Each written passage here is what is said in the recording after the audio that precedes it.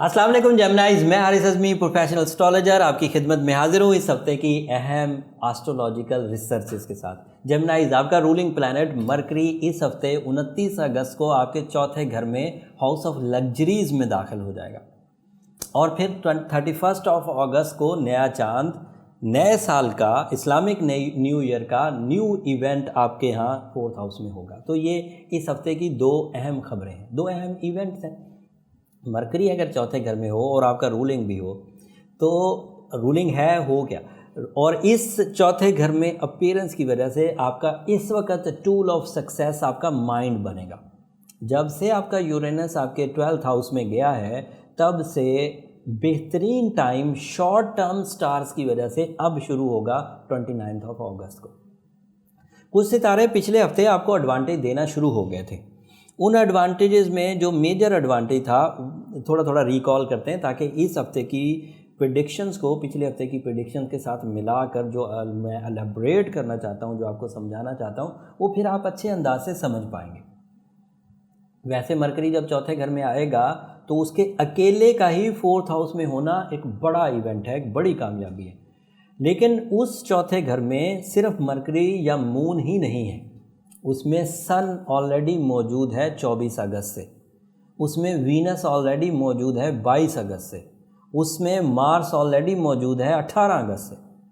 तो इस वक्त आपके 4th हाउस में आपकी लग्जरीज़ के घर में 5 बड़े सितारे एक्सपेक्टेड हैं। जब ये हफ्ता 31 अगस्त को ख़त्म होगा तो 5 बड़े सितारों की अपीयरेंस मुकम्मल हो चुकी होगी 4th हाउस में। 4th हाउस को जेमिनाइज मेजर दर्जा हासिल है, एक बड़ा दर्जा हासिल है। पहला, चौथा, 7वां और 10वां घर हमेशा ही जायचे में इम्पॉर्टेंट हाउसेस माने जाते हैं। इस हाउस में किए हुए काम ज़िंदगी के कई शोबों पर मुस्बत असर छोड़ते हैं और परमानेंट छोड़ते, लंबे अरसे तक छोड़ते। उन परमानेंट असरात में जिस मुहिम जोई की ज़रूरत होती है, जिस इनिशिएटिव की ज़रूरत होती है, जिस पावरफुल आगाज़ की ज़रूरत होती है, जिस पॉजिटिव दौर की ज़रूरत होती है, वो दौर इस हफ्ते मुकम्मल हो जाएगा। 2019 का अच्छे दौर का एहतमाम आलमोस्ट अपनी फिनिश लाइन की तरफ है और इस एहतमाम में जो स्टार्स आपको फ़ायदा देंगे, पहले इस हाउस में उनकी अहमियत बयान कर देता हूँ, फिर समझना आसान होगा। चौथे घर में आप जायदाद की ख़रीदो फरोख्त के डिसीजंस ले सकते हैं और चौथे घर में जिस तरह के बड़े डिसीजन की करेज या हिम्मत चाहिए होती है वो सूरज के इस हाउस में होने की वजह से मुकम्मल तौर पर मैक्सिमम अंदाज से आपको मुयस्सर है। इस वक्त ख़रीदना या बेचना मुफीद साबित होगा। फिर इस जगह पर वीनस भी मौजूद है, सूरज की वजह से वीनस की परफॉर्मेंसेस भी बढ़ चुकी। जब आप ये इक़दामात करेंगे तो आपको इत्मीनान हासिल होगा, रिग्रेट की तरफ नहीं जाएंगे और इस लग्जरी की वजह से आपकी शान व शौकत में भी इजाफ़ा होगा। जब आप ख़रीदो फरोख्त करेंगे आपकी अपनी ईगो इसमें भी थोड़ा इन्हेंस होगा, पैशन में भी थोड़ा इन्हेंस होगा। It is due to Mars and Venus और मार्स अगर इकट्ठे हो जाएं तो इंसान में एक ख़ास किस्म की तड़प, एक ख़ास किस्म का जज्बा पैदा होता है जिसमें वो तन्हाई से बाहर निकलता है और इज्तिमाई कोशिशों को पसंद करता है। इसी वीनस और मार्स की वजह से शादी की तलब भी बढ़ जाती है और डिसीजंस हो जाते हैं। मतलब जब इस तरफ को ध्यान जाता है तो डिसीजंस होते हैं। तो and Venus is also creating some positivity in the relationship, all type of relationship, चाहे वो बॉस और एम्प्लॉयज़ रिलेशनशिप हो, चाहे वो अपने डिपेंडेंट्स के साथ रिलेशनशिप हो, चाहे वो आपके हायर वंस के साथ रिलेशनशिप हो, ये सब बैलेंस होंगे। और फिर मरकरी के यहाँ पर आ जाने से इस बात का खदशा भी कम हो जाएगा कि आप कोई बेवकूफ़ी करेंगे। इस बात का खदशा भी कम हो जाएगा कि आप होमवर्क किए बगैर डिसीजंस लेंगे। आपके ज़हनी कारकर्दगी इतनी आइडियल पोजीशन पर होगी ड्यू टू मरकरी और आपकी कम्युनिकेशन स्किल्स इतनी आइडियल होंगी कि ज़्यादातर काम आप अपनी मर्ज़ी के मुताबिक करने में कामयाब हो जाएंगे। बात यहाँ ख़त्म नहीं हुई। जब 31 अगस्त को चांद नए साल का अपीयर होगा, सिर्फ 2.5 दिन के लिए अपीयर होगा, वो आपके चौथे घर में मौजूद हर ही सितारे को 2.5 दिन में ज़्यादा ट्यून कर देगा। अगर चांद ना हो, नया इवेंट ना हो, नए जज्बात प्रोड्यूस ना हो तो आप रूटीन लाइफ के ही आदी रहेंगे।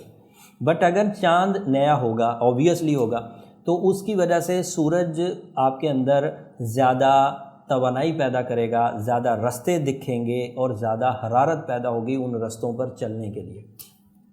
जब वही चांद वीनस को टच करेगा, वीनस को सपोर्ट करेगा, तो आपके अंदर love, romance, attraction, beauty loving nature, art ability increase कर जाएगी। और उसका ताल्लुक क्योंकि चौथे घर से बनता है, तो आप अपने उस तमाम आर्टिस्टिक स्किल्स को अपने अंदर आर्ट डेवलपमेंट के लिए यूज़ कर सकेंगे, अपने अंदर लव डेवलपमेंट के लिए यूज़ कर सकेंगे, नफासत एंड पाकीज़गी की डेवलपमेंट के लिए यूज़ कर सकेंगे। और इसी तरह इसी मून का मरकरी के साथ जब वास्ता पड़ेगा, तो मरकरी में intellectual level, IQ level, communication level और प्रेजेंटेशन लेवल हाई होगा। और उस हाई होने से आप ज़्यादा अच्छे अंदाज से मरकरी से बढ़कर, मरकरी और चांद की कंजक्शन के बाद इससे भी ज़्यादा बढ़कर, सूरज की कंजक्शन के साथ उससे भी ज़्यादा बढ़कर, मार्स की कंजक्शन के साथ 5 दर्जे ऊपर मरकरी रिज़ल्ट देगा बाकी सितारों के साथ मिलकर। अदरवाइज़ मरकरी 5 दर्जे नीचे रिज़ल्ट देता अगर अकेला होता तो। सो इतनी फैसिलिटीज़ के बाद उम्मीद करता हूँ जेमिनी द जीनियस पीपल अपने हर ही शोबे में अपनी कारकर्दगी में इजाफा करेंगे। जेमिनी बाय नेचर भी जीनियस, मरकरी जीनियसनेस का स्टार फ्यूल अप करने के लिए भी आपको आ गया, रूलिंग प्लैनेट भी है, फिर मरकरी का सन के साथ मिलकर एक्स्ट्रा परफॉर्मेंस करना। मेरा ख्याल है जेमिनी जितने भी जहनी कारकर्दगी वाले हैं हर ही शोबे में अपने जौहर दिखाएंगे। डिसीजन लेना आसान होगा, डिसीजंस पर रिवॉर्ड मिलेंगे, रिस्पेक्ट मिलेगी, फेम मिलेगा, फेस वैल्यू मिलेगा, और इसका फ़ायदा हर ही तरह के लोगों को होगा। अगर चौथे घर में कोई एक प्लैनेट होता तो उसका ज़िंदगी के किसी एक शोबे से ताल्लुक़ होता, जैसे अगर सिर्फ सूरज होता तो आप लीडर टाइप के जेमिनीज़ फ़ायदा उठा जाते, बॉसी नेचर के फ़ायदा उठा जाते। वो तो उठाएंगे ही, लेकिन उस जगह पर तो वीनस भी है तो ख़वातीन भी फ़ायदा उठाएंगी, उस जगह मार्स भी है तो हिजरत करने वाले भी फ़ायदा उठाएंगे, उस जगह मून भी है तो रिश्ता अज़दवाज के लोग या लव सेक्टर की कामयाबियाँ हासिल करने वाले भी फ़ायदा उठाएंगे। एंड उसके अलावा जुपिटर 7th हाउस में डायरेक्ट हो जाने के बाद दूसरा ताकतवर 3 हाउस जायचे में, पहला, चौथा और 7वां घर, फिर 10वां घर ताकतवर होना चाहिए, ये बेसिक नीड्स हैं। तो दूसरा घर 7वें, दूसरा ताकतवर 3 हाउस आपका 7th हाउस है, जहाँ पर जुपिटर खुशबख्ती को ताकतवर कर रहा है।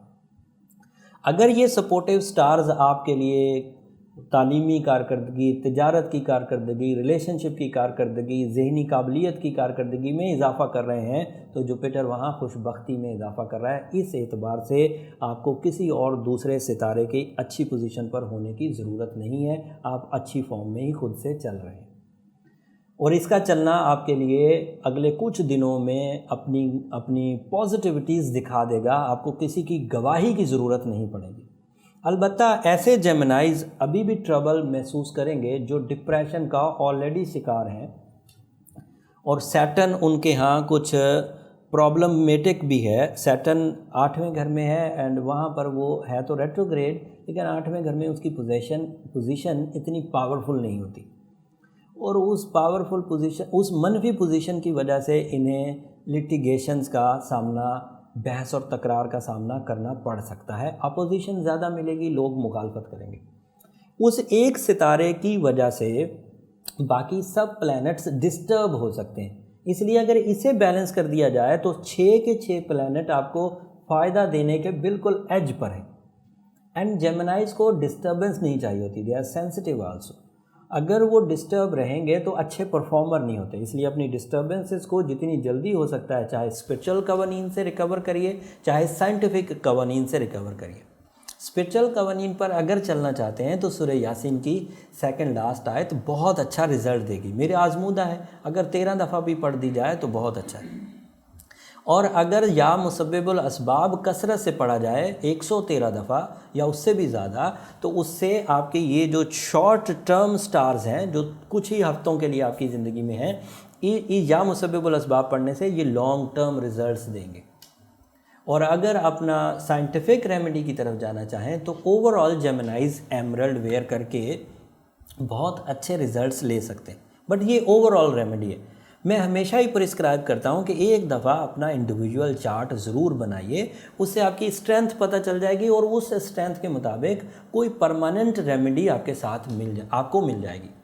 उसमें हमारी जो प्रोफेशनल कैलकुलेशंस हैं वो भी ऐड हो जाएंगी। ये मैंने जितनी बड़ी ये खबरें हैं जेमिनाइज बहुत महदूद करके उसका थोड़ा सा हिस्सा बताया, क्योंकि मैं वीकली हॉरोस्कोप की वीडियोस देता हूँ। बट जब बर्थ चार्ट आपका ज़ाती तौर पर बनेगा उसमें इसकी तफसील और आ जाएगी। मशवरा यही है कि इस गोल्डन टाइम को सही अंदाज से समझने के लिए बर्थ चार्ट की तरफ जाया जाए।